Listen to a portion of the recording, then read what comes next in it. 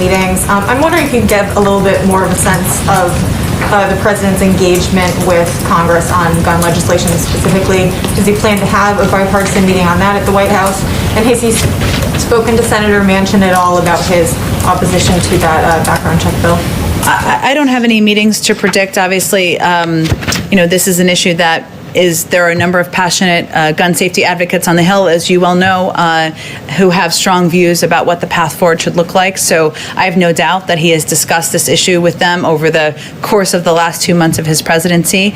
As it relates to the tragedy of Tuesday night, he was, of course, in Ohio all day yesterday with a very full schedule. So he didn't have any calls yesterday, but it's something that he will continue to look for ways to engage, to discuss, to advocate for action moving forward. And is there an update on his joint session to Congress?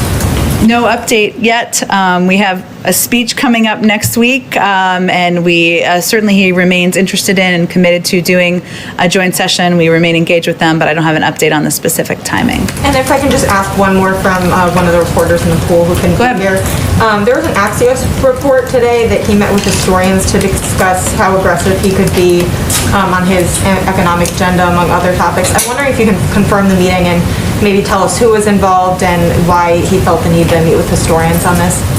I will tell you, presidents love historians. I know this is my second president working for. I think it's important to learn from what worked and didn't work in the past and gain perspective from people who study that. He did meet with historians a couple of weeks ago. I don't have the list of names in front of me. I can see if there's more details we can provide. And really, it's meant to have an open conversation about the challenges our country is facing and looking back at history. And it's a moment to step back and reflect and use it as lessons moving forward. Go ahead. Thanks, Jen. A few on spending, one on taxes as well. I know you can't get into specifics at this point, but what the president is being briefed on by his economic team in the upcoming days, is this an infrastructure package? Is it the president's Build Back Better plan, combination of both?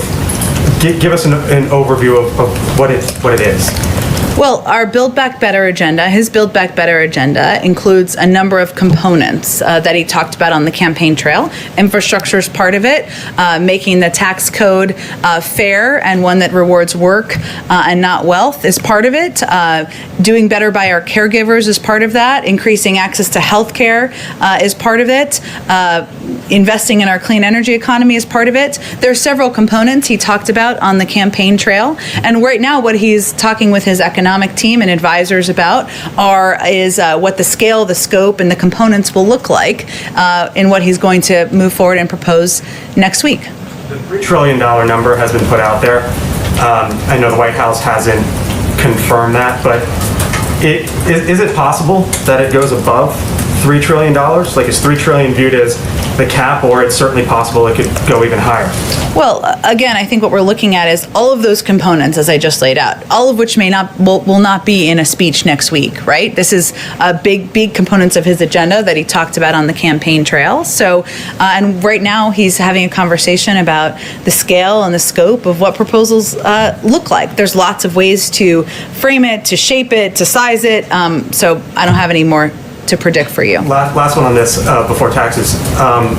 Speaking of size and scope, it's possible if it gets broken up that infrastructure could be one. So what does the president, what does the White House view as infrastructure? What falls under that umbrella? Under infrastructure? There's a lot of ways to look at infrastructure. I can't preview for you. I know you're not exactly asking this, what will be in the package that he's still discussing, but obviously roads, rails, and bridges are part of what everybody historically thinks about. But there's also components like our cyber infrastructure. There's lots of ways to look at infrastructure, but what is in a package that he proposes in the coming months, I don't have anything more to detail for you. And then on taxes, the White House says now that families who make up to $400,000 won't pay a penny more under the president's potential plan to the federal government in taxes. So, which is 98% of families. So what about individuals? If you're an individual and you make up to blank, you won't pay more to Uncle Sam. What is that number? $400,000. So the individual number is going to be same as the joint filer number? Well, no individual making less than $400,000 will pay more in taxes. If you're an individual and you make $300,000, let's just say. That's and less than 400, right? You're a married couple that makes 300 and 150, that's more than 450. The 300 isn't gonna, traditionally taxes, the joint filers pay about, it's double, but you're saying now it'll be the same rate. I think we'll have more to say when we actually roll out a tax proposal, which we have not done yet. So this is a commitment he made on the campaign trail, which he's committed to abiding by. But once we propose a tax proposal, we'll have more to discuss on it. So just to be clear, individual filers, if you make up to $400,000, you're an individual, you will not pay a penny more, just like families won't pay a penny more. That's right. Jen, quick one, as the Yeah. caller from a Yeah. TV colleague who can't be here today. Yeah. Can you give us an update on Major and Champ and whether they're at the White House? I was waiting for this to come up. Of course. Champ and Major are here at the White House. They joined the first family at Camp David last weekend and returned with them on Sunday. The dogs will come and go, and it will not be uncommon for them to head back to Delaware on occasion, as the President and First Lady often do as well. Is it about the dogs? On Colin Call, he's one of the president's nominees for Yes. the top Pentagon post. He barely just made it out of committee right now. Can you say, is the White House still behind his nomination? It's been controversial from the beginning. Any thoughts on that? Absolutely. Colin is qualified, he's experienced, and he would bring an incredible reservoir of perspective to the job at the Department of Defense, and so we look forward to his confirmation. So no consideration whatsoever of withdrawing his nomination?